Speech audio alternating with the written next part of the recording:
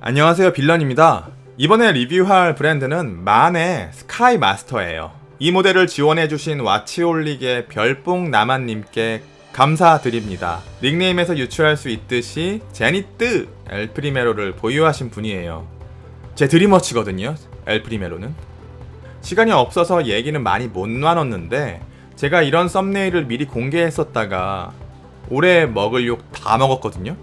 튜더를 한 번도 구매해본 적이 없는 제가 튜더의 판매 직원이 되게 만들어버리고 삼류 찌라시 유튜버로 만들어버린 튜더라는 브랜드는 도대체 어떤 마력을 가진 브랜드길래 이렇게 안티가 많은 거야 라고 조언을 구했더니 별뽕나만님께서 튜더와 오메가의 관계에 대해서 조언을 좀 해주셨어요. 관련 내용은 다음 영상인 튜더 대 오메가에서 말씀드리도록 하겠습니다. 만이란 브랜드명이 예사롭지 않죠?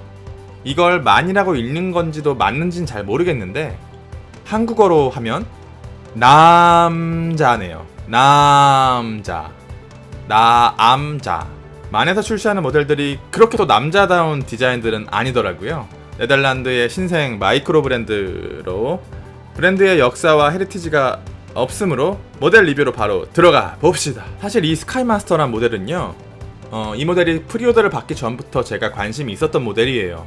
작년 초였나 재작년 말이었나로 기억합니다. 스카이마스터는요, 대안이 없습니다.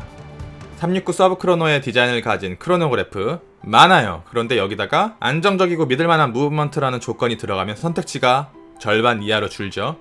거기다가 40mm 이하라는 조건을 달면 선택지가 거의 존재하지 않는데 여기다가 얇은 두께라는 조건을 하나 더 추가한다면 세 손가락 안으로 꼽아야 됩니다.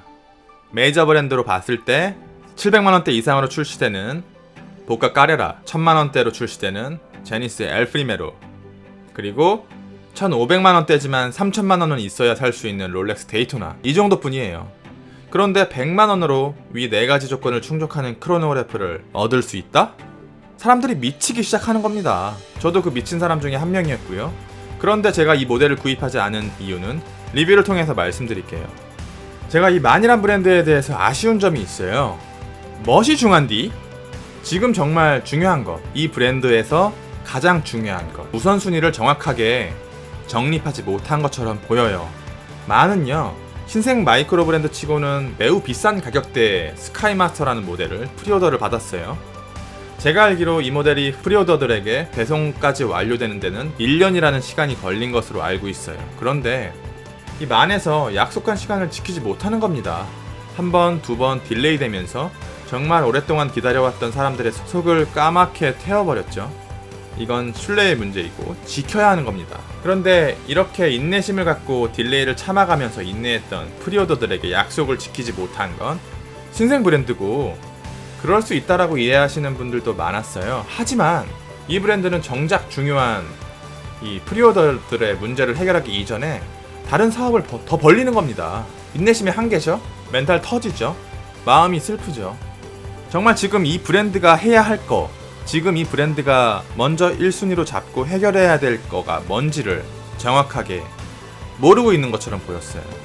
디자인은요, 정말 훌륭해요. 퍼펙트하고요, 완벽 그 자체입니다. 태그 호여의, 정확히 말하면 호여의 빈티지 까레라 크로노그래프에서 왔어요. 까레라 오마주라고 말하는 게 정확하겠어요. 베젤을 제외한 모든 요소가 까레라 그 자체입니다. 까레라를 조금 변형한 핸즈, 까레라의 다이얼, 까레라의 인덱스, 까레라의 케이스, 까레라의 브레이슬릿, 명기 디자인을 그대로 가져왔기 때문에 미적으로는 안 이쁠 수가 없어요. 거기다가 펜층이 가장 두꺼운 팬더 색상의 다이얼이죠.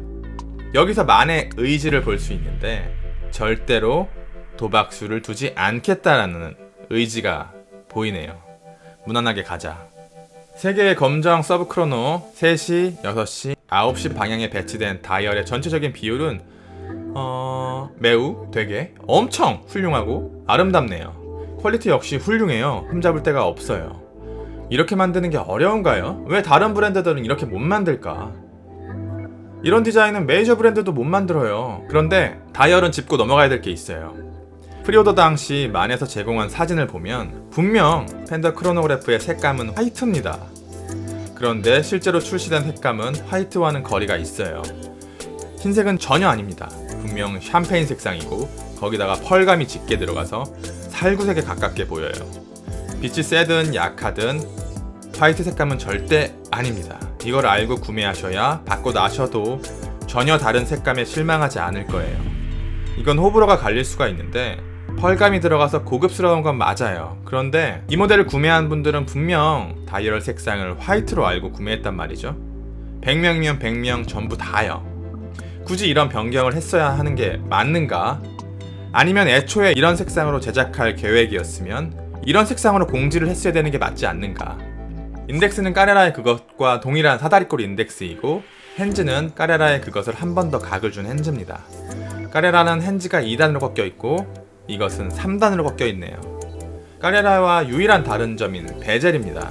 GMT 스타일의 알루미늄 베젤이고 잘 돌아가긴 하는데 최근에 출시되는 다이버워치 혹은 마이크로 브랜드에 비해서 클릭감이 좋다라고는 말씀드리기가 어렵겠네요. 헥사라이트 글래스를 기본으로 비용을 추가하면 도명 사파이어 글래스로 변경이 돼요. 도명 글래스라서 두께가 2mm 정도로 두꺼운 편인데 시계 자체가 워낙 얇다 보니까 이 도면 글래스가 문제가 전혀 안 돼요. 이 글래스 높이를 더하더라도 메이저 마이크로 브랜드를 통틀어서 현재 존재하는 크로노그래프 모델들보다 얇습니다. 케이스는 역시 까레라의 그것과 동일하며 그 디자인을 그대로 가져온 이 모델 역시 훌륭함에는 분명합니다.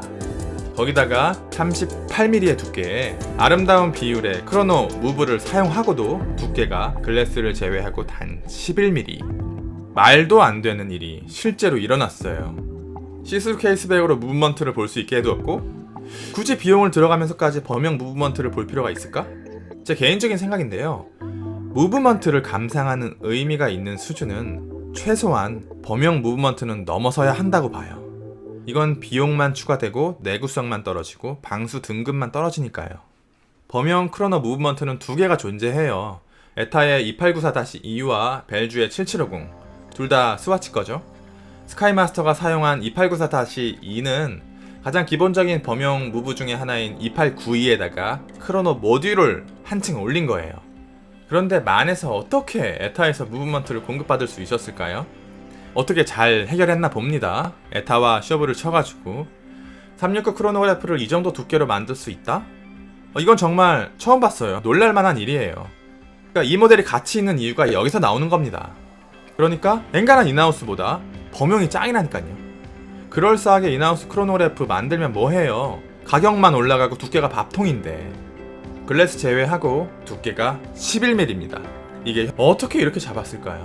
그런데 2894-2의 단점, 기본 무브에 크로노 모듈을 한층 올린 거라서 크로노 장침에 흔들림이 있어요. 이건 어쩔 수 없고요. 이 모델 역시 이런 현상이 나타나는 듯 보여요. 초침이 1초에서 2초 정도씩 밀리는 현상이 나타납니다. 이 무브를 사용한 다른 모델들을 사용했을 때도 비슷한 증상이 나타났었어요. 이거를 수리를 통해서 교정한다고 해도 다시 돌아가는 경우가 빈번했습니다. 고질적인 문제죠. 그런데 이 모델을 받으신 분들의 이슈를 보면 이 장침 이슈를 떠나서 시계가 멈추는 현상들이 나타나는 리뷰를 본 적이 있어요. 물론 불량은 어떤 브랜드의 어떤 모델이든 나타날 수 있습니다. 다른 시계도 마찬가지예요. 그런데 초창기부터 이렇게 오래 기다린 시계가 이런 불량들이 나오기 시작하면 브랜드 자체의 신뢰를 잃어버리죠. 브레이슬릿 역시 구형 까레라의 그것과 동일한 폴리싱과 브러싱이 섞여있는 오연출인데요. 많이 아직 정제되지 않은 브랜드라는 게 보이는 게 브레이슬릿을 잘 보시면 한쪽은 제대로 되어 있어요. 그런데 반대편은요? 전부 무광에다가 마지막 한 코만 제대로 됐어요. 실수로 브러싱으로 쫙 밀어버렸네요. 그런데 왜 마지막 한 코만 남겨뒀을까요?